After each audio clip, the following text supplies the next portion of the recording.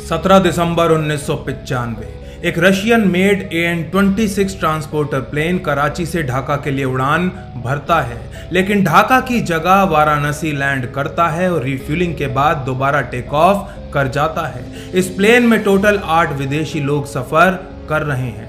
वाराणसी से निकलने के बाद ये प्लेन गया के ऊपर से होते हुए वेस्ट बंगाल में घुसता है और पुरुलिया पहुंचते ही नीचे आना शुरू कर देता है। नीचे उड़ते हुए ये पुरुलिया डिस्ट्रिक्ट के कुछ गांवों में 4000 किलोग्राम से भी ज्यादा वजन के हथियार गिराता है, जिसके बाद ये प्लेन ढाका होता हुआ रिफ्यूलिंग के लिए थाईलैंड के फुकेट जाता है और वहां से कराची वापस आने की आस में दोबारा भारत के एयर स्पेस में घुसता है। लेकिन इस बार इंडियन एयरफोर्स का एक MiG-21 फाइटर जेट इसे मुंबई एयरपोर्ट पर लैंड करने के लिए फोर्स कर देता है। जब सिक्योरिटी ऑफिशियल्स प्लेन के पास पहुंचते हैं तो प्लेन में एक आदमी कम होता है, केवल 7 ही लोग होते हैं। इन 7 को गिरफ्तार कर लिया जाता है, लेकिन वो 8वां आदमी कभी हाथ नहीं आता। नमस्कार, जय मां भारती। आखिर कौन थे ये लोग, क्यों और किसके लिए गिराए थे इन्होंने पुरुलिया में इतने सारे हथियार? स्वतंत्र भारत के इतिहास के इस सबसे शर्मनाक नेशनल सिक्योरिटी ब्रीच और साजिश के लिए आखिर कौन जिम्मेदार था, जानेंगे एस्पेनाज स्टोरीज के आज के एपिसोड में।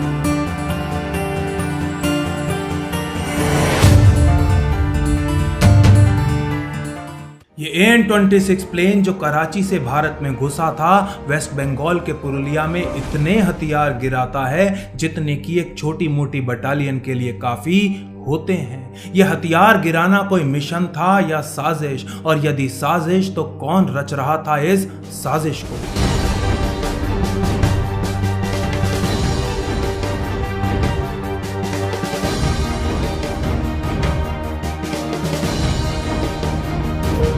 इस प्लेन में टोटल 8 लोग सफर कर रहे थे। पहला डेनमार्क का एक नागरिक नील्स क्रिश्चियन नील्सन और किम डेवी, दूसरा एक retired British special forces soldier लेकिन अब एक आर्म्स डीलर और साथ ही ब्रिटिश इंटेलिजेंस MI5 का खबरी पीटर ब्लीच, एक भारतीय मूल का सिंगापुरियन पायलट दीपक मणिकन और 5 रशियन बोलने वाले लाटवियन लोग। मुंबई एयरपोर्ट पर लैंड करने के 15 मिनट बाद सिक्योरिटी ऑफिशियल्स इस प्लेन को घेर लेते हैं और जब क्रू मेंबर्स को गिनना शुरू किया जाता है तो एक आदमी वहां पर नहीं था। डेनमार्क का रहने वाला किम डेवी मुंबई एयरपोर्ट से ऐसे गायब हो चुका था जैसे गधे के सिर से सींग, लेकिन पीटर ब्लीच और बाकी के क्रू मेंबर्स को गिरफ्तार